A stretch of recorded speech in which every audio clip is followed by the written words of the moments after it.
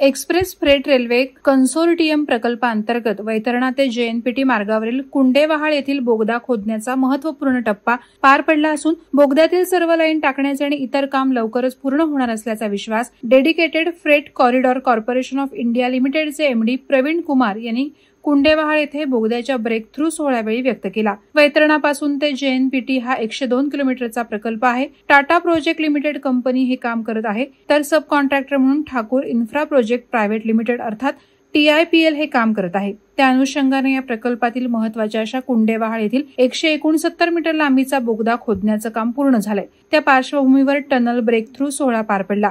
कुंडेवहाळ येथील बोगदा हा वेस्टर्न डेडिकेटेड फ्रेट कॉरिडॉरच्या जेएनपीटी वैतरणा सेक्शन मधील एक महत्वाचा भाग आहे। या मार्गामुळे जेएनपीटी आणि भारताच्या उत्तरी प्रदेशातील मालवाहतुकीत मोठी सुधारणा होणार आहे। वाहतुकीचा वेग वाढून लॉजिस्टिकच्या खर्चात बचत होणार आहे। हा प्रकल्प पूर्ण झाल्यानंतर भारताच्या मालवाहतुकीच्या नेटवर्कमध्ये आश्वासक भर पडणार आहे। यावेळी dedicated freight corridor corporation of India लिमिटेडचे एमडी प्रवीण कुमार यांनी हा बोगदा खोदण्याचे काम पूर्ण झाल्याचं जाहीर केलं, तर chief general manager Paramjit Singh, Tata project लिमिटेडचे उपकुलपती व्यंकट कुमार, पनवेल महानगरपालिकेचे माजी सभागृह नेते परेश ठाकूर यांच्यासह अधिकारी उपस्थित होते।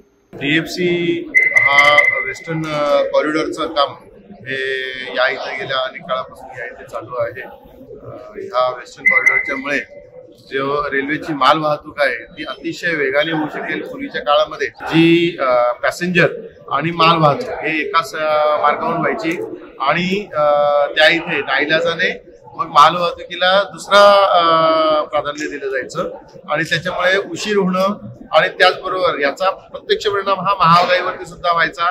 कारण आपल्या भारतामध्ये 16% एवढा खर्च हा त्या एखाद्या सामानाच्या लॉजिस्टिक वरती खर्च होतो आणि तोच आपण अमेरिका आणि चायनामध्ये बघतो तर तो 6% आणि 9% एवढा असतो। तर ह्या DFCच्या मुळे पहिला तर एक मोठ्या प्रमाणामध्ये या इथे माल वाहतूक ही वेगाने होईल आणि त्याच्यामुळे मोठ्या प्रमाणामध्ये स्वस्तही येईल आणि हे अत्यंत असं म्हणूनच महत्वाकांक्षी असा प्रोजेक्ट हा पनवेल उरणमध्ये हा गेल्या 4 वर्षापासून चालू आहे आणि तो आता पूर्णत्वाला लवकरच येत आहे। अंदाजे पुढच्या वर्षभरामध्ये सुद्धा हे काम पूर्ण होणं हे अपेक्षित आहे। ह्या कामाच्या पैकी टोटल हा जो वेस्टर्न कॉरिडॉर जो आहे जो येथून गुरगाव पर्यंत गेलेला आहे त्याच्यापैकी अंदाजे 40 किलोमीटर जेएनपीटी पासून ते पनवेल तालुक्याच्या बॉर्डर पर्यंत म्हणजे कल्याण साईडच्या बॉर्डर पर्यंत हे काम हे या इथे टाटा प्रोजेक्ट्स करते आहे आणि टाटाच्या अंडर एक सांगता बहुतांश काम हे ठाकूर इन्फ्रा प्रोजेक्टला हे सबकॉन्ट्रॅक्टमध्ये देण्यात आलं आणि ठाकूर इन्फ्रा प्रोजेक्टने अतिशय वेगाने हे काम करून दिलेलं आहे आणि त्याचबरोबर अनेक कामं अजूनही चालू आहेत आणि खरोखरच मला आनंद होतोय की DFCच्या ह्या देशातील महत्वाकांक्षी या प्रकल्पाचा ठाकूर प्रोजेक्टला एक त्याच्यामध्ये महत्वाचा एक अंश होण्याचं एक मोठं भाग्य।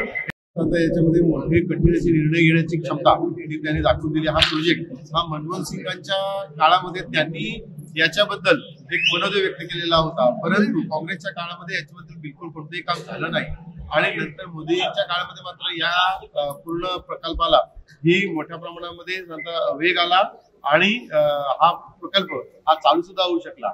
ईस्टर्न कॉरिडॉर आहे हा तर आता मोठ्या प्रमाणात पूर्ण झालेला आहे, वेस्टर्न सुद्धा आता इथे पूर्ण होतो आहे। याच्याच बरोबर एअरपोर्टचा प्रोजेक्ट बघतो आहोत।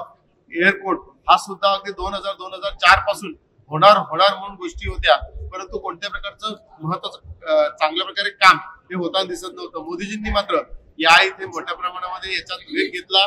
याच्याच बरोबरीने मग विरार अलिबाग कॉरिडॉर असेल आणि त्याचबरोबर जेएनपीटीचं या इथे विस्तारीकरण असेल, असे मोठे मोठे प्रोजेक्ट ज्याचा प्रत्यक्ष परिणाम हा पनवेल तालुका आणि उरण तालुक्यावरती होऊन या इथे मोठ्या प्रमाणामध्ये रोजगार निर्मिती, उद्योगधंदा निर्मिती होतो आहे।